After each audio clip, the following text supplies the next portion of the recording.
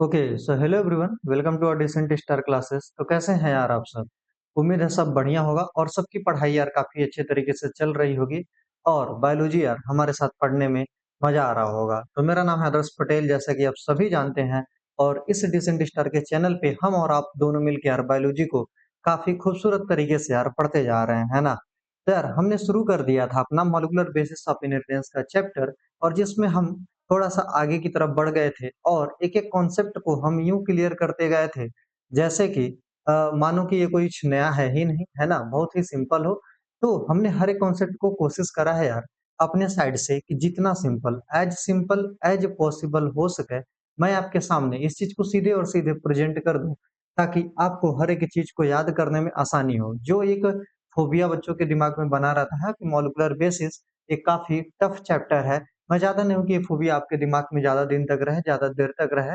शायद ये लेक्चर देखने के बाद आपको पूरा सब कुछ अच्छे से यार समझ में आ रहा होगा, है ना? तो चलिए भाई, आज हम कुछ और इसके आगे की चीज़ें पढ़ने की कोशिश करते हैं। लास्ट लेक्चर में हमने कहाँ तक कवर किया था? तो हमने कवर किया हुआ था अपना द डीएनए। डीएनए को हम काफ़ी अच्छे तरीके से समझ चुके थे और हम डीएनए को बोल रहे थे जेनेटिक मटेरियल है। आज के टाइम पे हम जानते हैं कि DNA is our genetic material, पर पहले हम थोड़ी ना जानते थे यार कि ये जो अपना डीएनए है यही जेनेटिक मटेरियल है। तो साइंटिस्ट के बीच में क्या हो गया, क्वेस्ट, एनसीईआरटी ने वर्ड लिखा है क्वेस्ट। साइंटिस्ट ने क्या कर दिया, आपस में एक क्या बोल सकते हैं एक कॉम्पिटिशन, ठीक है ना? एक होड़ लग गई, ठीक है ना? कि हम प्रूफ करेंगे कि क्या हम खोजेंगे तो इस तरीके से साइंटिस्ट के मन में कन्फ्यूज़न पैदा हो गया, एक कन्फ्यूज़न आ गया है ना? एक तरीके से बोल सकते हैं कॉम्पिटिशन या जिद आ गया कि कि जो जेनेटिक मटेरियल है एक्चुअल में है क्या, प्रोटीन है कि आरएनए है कि डीएनए है, ठीक है ना? तो सारे साइंटिस्ट मिल गए, जुट गए एकदम पूरे होड़ से, ठीक है ना? और लगे ये लोग खोजने कि जेनेटिक मटेरियल आखिर में है क्या? तो अब हम पढ़ेंगे the search of genetic material, जो कि आज का अपना टॉपिक भी है और इसके अंदर में बेसिकली आपको 3 एक्सपेरिमेंट पढ़ने हैं, है ना? कितने एक्सपेरिमेंट? तो इसमें आपको मेनली 3 एक्सपेरिमेंट पढ़ने होते हैं। इस 3 एक्सपेरिमेंट में से आज हम पहला एक्सपेरिमेंट करके देखेंगे, इसके बाद दूसरा और तीसरा हम आगे के आने वाले अपने लेक्चर में देख पाएँगे, है ना? तो चलिए भाई, आज का लेक्चर हम शुरू कर देते हैं, है ना? The search of genetic material और देखते हैं इसमें क्या चीज़ है, कैसे है ना? और इस सर्च ऑफ जेनेटिक मटेरियल से क्या सर क्वेश्चन्स आते हैं क्या? बिल्कुल यार, सर्च ऑफ जेनेटिक मटेरियल से बिल्कुल 110% यार क्वेश्चन आया करते हैं, है ना? हो सकता है यार आज का थोड़ा-सा जो लेक्चर है इसमें आपको हमारी एनर्जी थोड़ी कम लगे, मैं थोड़ा धीरे-धीरे बोल पा रहा हूँ, मैं उतना फ़ोर्सफुली नहीं बोल पाऊँगा क्योंकि यार हुआ क्या है कि अभी थोड़े से ऐसे राइट साइड में मेरे थोड़े चेस्ट में बहुत ज़्यादा पेन हो रहा है। शायद जो मसल्स है, ये कुछ टियर्स हो गया है, इसी की वज़ह से यहाँ पे कुछ पेन हो रहा है ना? आपको लग रहा होगा कि झूठ बोल रहे हैं, तो ऐसा नहीं है, बिल्कुल भी हम झूठ नहीं बोल रहे हैं। यहाँ पे आप देख सकते हैं हमारा एक्स-रे है यार, ठीक है ना? ये आज ही का एक्स-रे है, पता नहीं डेट दिखेगा कि नहीं, चलो मैं ऐसे दिखा देता हूँ। तो ये आज ही का एक्स-रे है, आदर्श पटेल देख भी रहे होगे आप, ठीक है ना? तो ये आज का यार एक्स-रे है, मैंने कराया है तो थोड़ा-सा यहाँ पे मसल्स क्या है, टियर हो गया है। इस वजह से शायद मैं बहुत तेज़ी से नहीं बोल पाऊँगा। पर हाँ यार, मैंने सोचा है कि आज वीडियो हम बनाएँगे तो बनाएँगे और अपलोड करेंगे, ठीक है ना? मसल्स थोड़ा-सा बहुत टियर है, होता रहेगा, ठीक है ना? चीड़-फाड़ चलता रहेगा। तो चलिए यार, आज हम पढ़ते हैं the search of genetic material को काफ़ी अच्छे तरीके से और काफ़ी आसान भाषा में कि जेनेटिक मटेरियल की जो खोज है कैसे हुई थी, ठीक? थोड़ा-सा आप हमारे भी साथ कोऑपरेट करिए, मैं भी आपके साथ यार कोऑपरेट करूँगा, ठीक है ना? मैं पूरा कोशिश करूँगा चिल्ला के बोल पाऊँ जितना, ताकि हमें भयानक पेन ना हो, है ना? तो देखिए साहब, यहाँ पे क्या है the search of genetic material के अंदर में कहानी कैसे शुरू हुई थी? तो कहानी अगेन हर चीज़ की जो कहानी है ना, वो आग में घी डालने वाला जो काम है ना, सारा का सारा सब चीज़ मेंडल साहब ने किया है। कौन किया है? तो मेंडल साहब ने ही सारा जो घी डालते हैं आग के अंदर में, आग को बढ़ाने के लिए उन्होंने किया था। तो मेंडल साहब का एक्सपेरिमेंट हम बोल सकते हैं या फिर मेंडल की रीडिस्कवरी बोल लो, ठीक है ना? मेंडल साहब की रीडिस्कवरी, जो भी साइंटिस्ट, जो 3 साइंटिस्ट थे, ठीक है ना? आप नाम याद करते रहो और जो क्रोमोसोमल थ्योरी ऑफ इनहेरिटेंस दिए थे Walter Sutton and Theodore Boveri, उनका भी नाम आप याद करो और इसके साथ और जो ड्रोसोफिला मेलानोगास्टर पे एक्सपेरिमेंट किए थे कौन थे भैया? मॉर्गन, ठीक है ना? तो मॉर्गन इन सब ने कुल मिला-जुला कर के क्रोमोसोमल थ्योरी ऑफ इनहेरिटेंस तक आते-आते जो हमारा सर्च का एरिया है, क्या बोलेंगे? जो हमारा सर्च का एरिया है, इसको इन्होंने क्या कर दिया था? नैरो स्पेक्ट्रम तक लेके आ गए।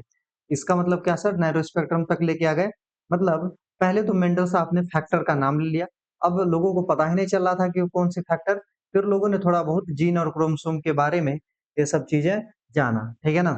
तो पर हम जेनेटिक मटेरियल के बारे में थोड़ी जान रहे थे कि जो डीएनए है वही एक जनरेशन से दूसरे जनरेशन में जाता है। लोग कहते थे कि क्या पता प्रोटीन हो सकता है, क्या पता आरएनए भी हो सकता है, कि जो एक जनरेशन से दूसरे जनरेशन में ट्रेवल करे, ट्रांसमिट कर पाए, है ना? तो इन सारे साइंटिस्ट का जो भी क्रेडिट है, इन्होंने जो हमारा सर्च एरिया है, जो एक वास्ट एरिया था, पहले तो मेंडल साहब ने एक फैक्टर का नाम देकर के उसको नैरो बना दिया। फिर मेंडल की रिडिस्कवरी हुई, फिर क्रोमोसोमल थ्योरी ऑफ इनहेरिटेंस तक हम पहुँचते-पहुँचते और मॉर्गन को भी थोड़ा समझते-समझते, ठीक है ना?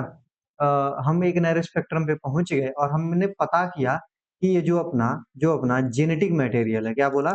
जो अपना जेनेटिक मटेरियल है, चाहे डीएनए, आरएनए, प्रोटीन जो भी है, ये मतलब जो जेनेटिक मटेरियल है, ये हमारा क्रोमोसोम के ही अंदर में, है ना? तो क्रोमोसोमल थ्योरी ऑफ इनहेरिटेंस तक पहुँचते-पहुँचते हम ये चीज़ जान गए कि जो अपना जेनेटिक मटेरियल है, एक क्रोमोसोम के अंदर में है। तो इन सारे साइंटिस्ट का जो योगदान है, कि रोल जो है प्रीवियस डिस्कवरी की यही है कि इन्होंने स्पेक्ट्रम सर्च एरिया के स्पेक्ट्रम को नैरो कर दिया और इन्होंने बताया कि क्रोमोसोम के अंदर में जो क्रोमोसोम है, ये न्यूक्लियस के अंदर में है ना? सॉरी, ये जो अपना जेनेटिक मटेरियल है, ये किसके अंदर में है? न्यूक्लियस के अंदर में है, ठीक है ना? और न्यूक्लियस के अंदर में हम अभी तक क्रोमोसोम को ही जान पा रहे थे। फिर कुछ टाइम के बाद हमें पता चला कि यहीं पे कुछ जीन जैसा होता है, यहीं पे कुछ जीन-वीन जैसा होता है, और जब डब्ल्यू बेटसन ने इसके बारे में बता दिया तब थोड़ा हमें और क्लियर हो गया। समझ में आया क्या? देखिए, हमें पता नहीं था कि जेनेटिक मटेरियल कौन है? जेनेटिक मटेरियल कौन अपना जेनेटिक मटेरियल है? तो जेनेटिक मटेरियल लोग डीएनए को भी मानते थे, कुछ लोग आरएनए को भी मानते थे और कुछ लोग प्रोटीन को मानते थे। तो बताइए, अगर हम यूकैरियोटिक की बात करें तो मोस्टली मोस्टली जो अपना जेनेटिक मटेरियल होता है, आज के टाइम पे हम क्या जानते हैं कि डीएनए होता है, और कुछ वायरसेस के अंदर में, क्या बोले? कुछ वायरसेस के अंदर में, जैसे टोबैको मोज़ेक वायरस हो गया और क्यूबी बैक्टीरियोफेज, जिसका एनसीईआरटी के अंदर में ज़िक्र किया है, हम बस वही नाम लिखेंगे। तो ये दोनों के दोनों बैक्टीरिया जो सॉरी, ये दोनों के दोनों जो वायरस हैं, ठीक है ना? इसमें जो जेनेटिक मटेरियल है, दोनों का जेनेटिक मटेरियल क्या है? आरएनए है, ठीक? प्रोटीन किसी का जेनेटिक मटेरियल नहीं। तो चलिए साहब, अब इस चीज़ को हम आज के टाइम पे हम ये सब जानते हैं, है ना? पर पहले थोड़ी पता था लोगों को, तो पहले लोगों ने क्या किया? एक्सपेरिमेंट कर कर के धीरे-धीरे फिर ना हमें पता चला। तो वही है अपना एक एक्सपेरिमेंट जो है ट्रांसफॉर्मिंग एक्सपेरिमेंट, ठीक है ना? ट्रांसफॉर्मिंग प्रिंसिपल, ठीक है ना? ट्रांसफॉर्मिंग प्रिंसिपल क्यों करते हैं? To search the genetic material. Experiment क्यों किया गया था? तो to search the genetic material. तो जेनेटिक मटेरियल को सर्च करने के लिए ही एक्सपेरिमेंट को परफॉर्म किया गया था। तो किस ईयर में परफॉर्म किया था? तो मुझे और थोड़ा-सा ईयर याद करने में दिक्कत हो सकता है, तो इसलिए मैंने लिख के लाया। इसमें कोई छुपाने वाली बात नहीं होता है यार। कई लोगों के साथ होता है, और हो सकता है कि आप में से भी बहुत लोगों के साथ ये प्रॉब्लम होगी। तो ईयर 1928 के अंदर में ट्रांसफॉर्मिंग प्रिंसिपल जो है एक्सपेरिमेंट को परफॉर्म किया गया था, और ये जो साइंटिस्ट थे, कौन थे? तो इनका नाम था फ्रेडरिच ग्रिफिथ। हम लोग इनको एफ ग्रिफिथ के नाम से जानते हैं। फ्रेडरिक ग्रिफिथ को हम एफ ग्रिफिथ के नाम से ही बुलाते हैं। तो फ्रेडरिक ग्रिफिथ ने क्या किया था? ट्रांसफॉर्मिंग एक्सपेरिमेंट किया था, ट्रांसफॉर्मिंग प्रिंसिपल वाला एक्सपेरिमेंट किया था। इन्होंने एक्सपेरिमेंट में, देखो हम ज्यादातर बैक्टीरिया वगैरह ही लेते हैं, तो एक्सपेरिमेंट के अंदर में क्या लिया था? इन्होंने बैक्टीरिया लिया था ना। तो कौन सी बैक्टीरिया थी जिस तो ये बैक्टीरिया का नाम था strepto C O double Streptococcus pneumoniae, Streptococcus pneumoniae, है ना? स्ट्रेप्टोकोकस न्यूमोनी क्या करता था? तो न्यूमोनिया को कॉज करता था, है ना? स्ट्रेप्टोकोकस न्यूमोनी जो ये जो बैक्टीरिया है, ये क्या करता था? ये कॉज कर रहा था न्यूमोनिया को। कॉज कर रहा था किसको? कॉजेज दी न्यूमोनिया। कौन-सा डिजीज़ कॉज करेगा? तो न्यूमोनिया को कॉज कर रहा था, ठीक? स्ट्रेप्टोकोकस न्यूमोनी को किस पे एक्सपेरिमेंट किया गया था? तो एक्सपेरिमेंट ऑन स्ट्रेप्टोकोकस न्यूमोनी को हम इस ऑर्गेनिज्म के ऊपर एक्सपेरिमेंट किए थे। ऑन माइस एक्सपेरिमेंट ऑन माइस, ठीक है ना। तो जो छोटे छोटे अपने सफेद सफेद सुंदर सुंदर चूहे हुआ करते थे, तो इसके ऊपर में क्या किया गया था साहब, स्ट्रेप्टोकोकस न्यूमोनी को एक्सपेरिमेंट किया गया था। अब देखिए, ये जो स्ट्रेप्टोकोकस न्यूमोनी है, इसकी दो स्ट्रेन है। कितनी स्ट्रेन है? तो इसकी दो स्ट्रेन है। एक तो है अपना S2 स्ट्रेन, और एक है जो है अपना सॉरी S3 है, ठीक है ना। S3 और R2, है ना। दो स्ट्रेन है जिसको हम सिंपल भाषा में S और R स्ट्रेन बोला करते हैं, ठीक है ना। तो अपने पास इस स्ट्रेप्टोकोकस न्यूमोनी के दो स्ट्रेन है, एक तो S स्ट्रेन और दूसरा बोले तो साहब ये है R स्ट्रेन। तो देखिए यहाँ पे लिखा हुआ है कि इस स्ट्रेप्टोकोकस न्यूमोनी के दो स्ट्रेन है, S स्ट्रेन और R स्ट्रेन। तो आइए एक बार हम इसमें दोनों में अंतर देखते हैं कि S स्ट्रेन और R स्ट्रेन के अंदर में क्या अंतर है। तो देखिए, ये जो S स्ट्रेन है ना, S का मतलब हुआ स्मूथ, क्या बोला? S का मतलब हुआ स्मूथ। अच्छा साहब, ये स्मूथ होता? हाँ। R का मतलब हुआ रफ, ठीक साहब, ये स्मूथ हो गया, ये रफ हो गया, ठीक। अब स्मूथ क्यों होता है? तो क्योंकि ये कैप्सुलेटेड होता है। क्या होता है? क्योंकि ये जो है कैप्सुलेटेड होता है। कैप्सुलेटेड क्यों? क्योंकि ये जो है अपने बॉडी के चारों साइड में म्यूकस बनाता है। किसका फॉर्मेशन करता है? यहाँ पे म्यूकस को बनाता है, ठीक। इसीलिए क्या होता है, ये वायरुलेंट होता है, ठीक है ना। म्यूकस बनाएगा, कैप्सूल बना रहा है ना, तो इसीलिए क्या होता है, ये वायरुलेंट होता है। वायरुलेंट होता है मतलब कि ये जो है, ये न्यूमोनिया कॉज करेगा, न्यूमोनिया को कॉज करेगा, है ना। कॉज न्यूमोनिया, ठीक। अब देखो, ये जो रफ स्ट्रेन है, ये क्या होता है, रफ ही होगा। अब ये नॉन कैप्सुलेटेड होंगे। कैसे होंगे साहब? तो ये नॉन कैप्सुलेटेड होंगे, मतलब अपने बॉडी के चारों तरफ में कैप्सूल नहीं बनाएंगे, ठीक। नॉन कैप्सुलेटेड मतलब कैप्सूल नहीं बनाएंगे, या फिर नो नन म्यूकस मतलब ये अपने बॉडी के बाहर में म्यूकस का फॉर्मेशन नहीं करेंगे। इसीलिए क्या हो जाएंगे, ये जो होंगे नॉन वायरुलेंट होंगे। नॉन वायरुलेंट बोला मतलब कि not cause pneumonia, not cause pneumonia, ठीक है ना। तो ये जो है, ये न्यूमोनिया को नहीं कॉज करेंगे, ठीक। अब ये जो स्मूथ वाला होता है ना, एक ऐसी कॉलोनी बनाते हैं, तो ये साइनी कॉलोनी बनाते हैं। स्मूथ वाले कैसी कॉलोनी बनाते हैं सर? तो स्मूथ वाले अपने बनाते हैं कॉलोनी साइनी, ठीक है ना। कॉलोनी साइनी होंगी। तो आप ऐसे याद कर लो, जो ये चिकना है ये थोड़ा ज्यादा खतरनाक होगा, ठीक है ना। जो रफ है उतना खतरनाक नहीं होगा, ठीक है ना। ये जो चिकना है इसके ऊपर में खतरनाक होगा, ठीक है ना। जैसे तुम सुंदर देख करके क्या कर लेते हो, उनके ऊपर तुम्हारा दिल फिसल गया, फिर वो तो खतरनाक थी ना भाई, खतरनाक थी, फिर तुम्हारा काट के चली गई। तो ऐसे भी जो है, ये स्मूथ कॉलोनी, ये क्या है, चिकना है, तो चिकना है तो खतरनाक होगा ही, है ना।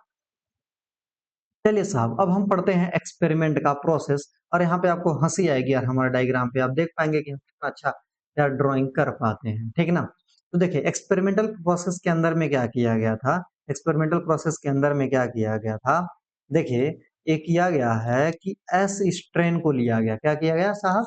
तो एस स्ट्रेन स्ट्रेन को लिया गया था, ठीक है ना। एस स्ट्रेन से क्या कर लिया गया था, एस स्ट्रेन को कल्चर किया गया, और एस स्ट्रेन को कल्चर करके, ठीक है ना, इसको एक प्यारे से चूहे के अंदर में, इस प्यारे से चूहे के अंदर में, ठीक है ना, इस एस स्ट्रेन को क्या कर दिया गया है, इंटू इंजेक्ट इनटू इस ब्यूटीफुल माइस। तो इस एस स्ट्रेन को क्या किया गया था, कल्चर करके, इस एस स्ट्रेन को इंजेक्शन में फिल करके, ठीक है ना, इस प्यारे चूहे को लगा दिया गया, ठीक। जब इस प्यारे चूहे को लगा दिया गया, तो हमने देखा कि ये चूहा जो है, इसको न्यूमोनिया कॉज हो गया, ठीक है ना। और ये जो चूहा है, ये कुछ टाइम के बाद यार, चूहा कैसे मारते कैसे चूहे को यार, इसकी चूहा मर गया यार, मर गया, देखो यार, मर गया चूहा, ठीक है ना। माइस डाई, ठीक है ना, mice die due to due to pneumonia. तो न्यूमोनिया की वजह से क्या हुआ यार, चूहा मर गया। अरे यार, चूहा है, सांप नहीं है ना। तो ऐसे स्ट्रेन की वजह से ऐसा हुआ, ठीक। फिर फ्रेडरिक ग्रिफिथ ने क्या किया, फ्रेडरिक ग्रिफिथ साहब ने एक आर स्ट्रेन को लिया। क्या किया साहब? एक आर स्ट्रेन को कल्चर किया, ठीक है ना। फिर आर स्ट्रेन को भी लिया, और यहाँ पे देखो, ये प्यारे से चूहे के अंदर में, सॉरी, चूहा अच्छा है, ठीक है ना।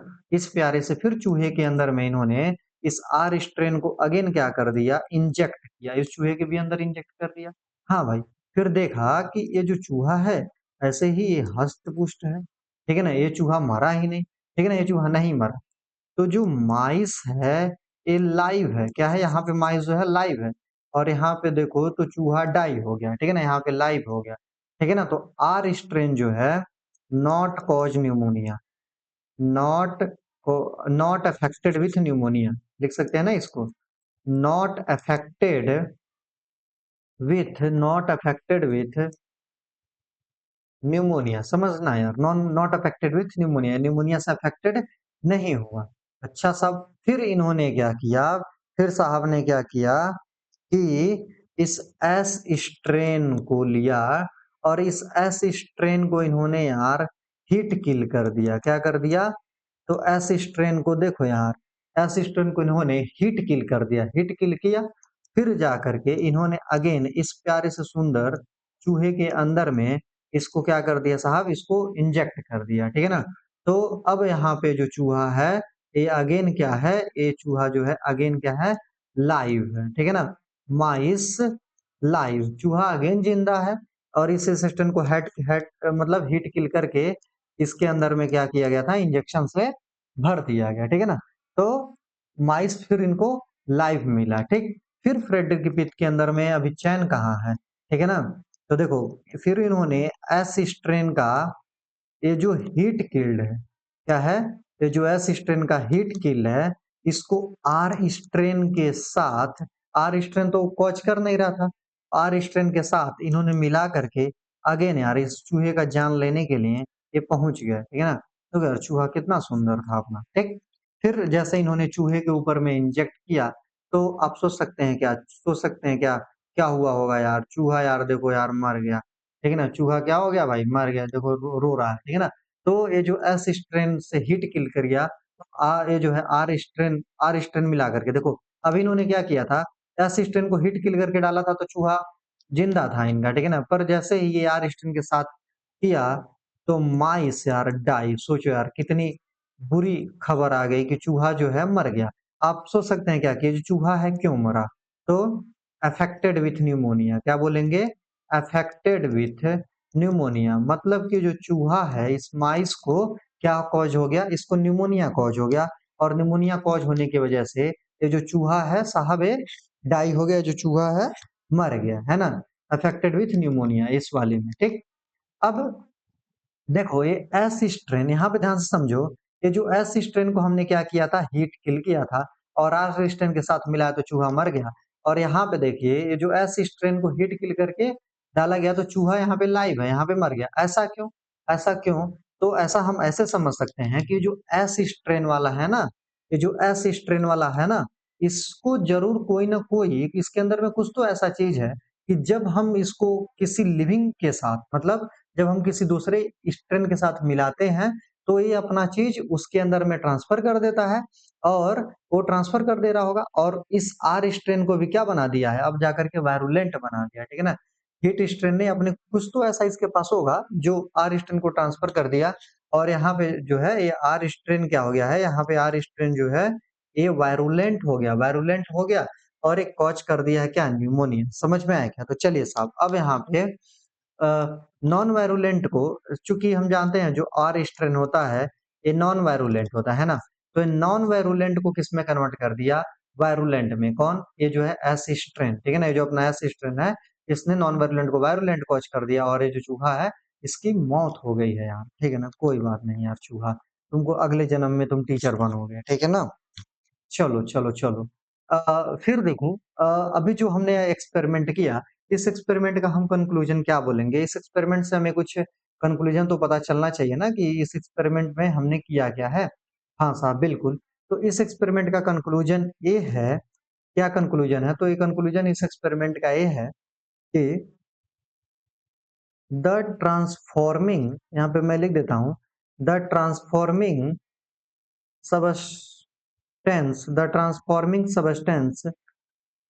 from S strain is transferred is is transferred the transforming substance from S strain is transferred into into r strength, and it causes the causes the causes the transformation into r strength from non virulent to virulent. ठीक है ना, none virulent से इसको क्या कर दिया गया, none virulent से देखो इसको हम फिर क्या बन गया, ये वायरुलेंट बन गया है ना। तो यही चीज हुआ है कहाँ पे, यहाँ पे कंक्लूजन ऑफ एक्सपेरिमेंट यही निकला हुआ। ठीक, अब देखो ड्रॉबैक या फिर फेलियर या फिर रीजन ऑफ एक्सेप्टेंस। ड्रॉबैक क्या है, फेलियर क्या है, रीजन ऑफ नॉन एक्सेप्टेंस का रीजन क्या है। देखो इन्होंने बता दिया कि ये जो स्मूथ वाला जो है ना, ये अपना कुछ वायरुलेंट जो रफ, एक्चुअल में इसका प्रोसेस देखना चाहो तो देखो स्मूथ वाला कॉलोनी बनाता है, इसने कुछ अपना मटेरियल इसके अंदर में डाल दिया आर स्ट्रेन वाले में। ठीक है ना, तो जैसे ही आर स्ट्रेन में डाला तो अब आर स्ट्रेन जो है ना, ये अपना कैप्सूल बनाने लगा, मतलब म्यूकस बना लेगा। और जो म्यूकस बना रहा था वो क्या हो जाएगा, फिर वो वायरुलेंट हो जाएगा। तो म्यूकस बनाने लगा इसलिए वायरुलेंट हो गया है कौन, आर स्ट्रेन। और आर स्ट्रेन जैसे ही वायरुलेंट हुआ है तो न्यूमोनिया कॉज कर दिया है और उसके जैसे जो है माइस है डाई हो गया। ठीक, पर अभी तक हम ये जान रहे हैं कि कोई केमिकल है, कोई कुछ भी हो सकता है जो एस स्ट्रेन जो है ये आर स्ट्रेन के अंदर में ट्रांसमिट कर रहा है, ट्रांसफर कर रहा है। ठीक है ना, और उसको जैसे आर स्ट्रेन के अंदर में एक ट्रांसफॉर्मेशन आ रहा है। पर हम अभी इस पॉइंट ऑफ टाइम पे अभी हम ये थोड़ी अभी इन्होंने ये थोड़ी बता पाया कि एक्चुअल में ट्रांसफॉर्मिंग सब्सटेंस है क्या, है ना, वो डीएनए है, आरएनए है कि प्रोटीन है, क्या चीज है। ठीक, तो इस एक्सपेरिमेंट से हमें क्या कंक्लूजन निकल गया कि कोई तो एक ट्रांसफॉर्मिंग सब्सटेंस है जो एक ऑर्गेनिज्म से दूसरे ऑर्गेनिज्म के अंदर में जाता है तो अपना करेक्टर शो करने लगता है ना। तो अब इसका ड्रॉबैक क्या है या फिर फेलियर या फिर रीजन फॉर नॉन एक्सेप्टेंस। लोगों ने इसको कुछ एक्सेप्ट किया और कुछ लोगों ने इसको एक्सेप्ट नहीं किया, क्योंकि ये क्या चीज नहीं बता पा रहा था। तो इट डज नॉट तो it does not explain the biochemical biochemical nature of the genetic material. ठीक है ना, इन्होंने क्या किया था, इन्होंने फिर जब इनसे पूछा गया कि उसका बायोकेमिकल नेचर बताओ, वो मटेरियल है क्या, वो ट्रांसफॉर्मिंग सब्सटेंस है क्या, तो इन्होंने फ्रेडरिक बिट ने यार उस चीज को एक्सप्लेन नहीं कर पाया कि वो ट्रांसफॉर्मिंग सब्सटेंस है क्या। इसीलिए इसको क्या कर दिया गया, इस एक्सपेरिमेंट को डिक्लाइन कर दिया गया और ग्रिफिथ की बात को नहीं माना गया। क्या बोले, फिर ग्रिफिथ की बात को नहीं माना गया। इसके पीछे का रीजन बस एक ही है कि इन्होंने जो है इस चीज को अच्छे से एक्सप्लेन नहीं कर पाया। क्या बोले, इस चीज को ग्रिफिथ ने अच्छे से यार एक्सप्लेन नहीं कर पाया। ठीक है ना, अब देखो यहाँ पे क्या है, अब हम पढ़ रहे हैं biochemical characteristics of transforming principle. इसके आगे का ये लेक्चर है और आगे वाले लेक्चर में हम ये सारा का सारा biochemical characteristics of transforming principle के बारे में पढ़ेंगे। ठीक है ना, यहाँ पे 50 तैयार है, आगे वाले लेक्चर में डायरेक्ट आप एंटर कर जाइए इस लेक्चर के बाद। और उस अगले लेक्चर के अंदर में हमें ग्रिफिथ का जो अपना ट्रांसफॉर्मिंग एक्सपेरिमेंट था इसको खत्म करने के बाद हम अगला लेक्चर शुरू कर देंगे, है ना। तो चलिए भाई, आज का लेक्चर हम यहीं खत्म करते हैं और इसके आगे हम कुछ और अच्छी अच्छी चीजें पढ़ेंगे, है ना। जो अपने आगे के लेक्चर हैं इसमें हम क्या करेंगे, इसमें आगे की जो भी चीजें हैं ये सब और एक्सपेरिमेंट को अच्छे तरीके से हम पढ़ पाएंगे, है ना। चलिए भाई, आज का लेक्चर हम यहीं खत्म करते हैं। इन सब खूबसूरत बातों के साथ इसी तरीके से हमारे साथ जुड़े रहिए, पढ़ते रहिए, हंसते रहिए, खेलते रहिए और मुस्कुराते रहिए। And always be my signing.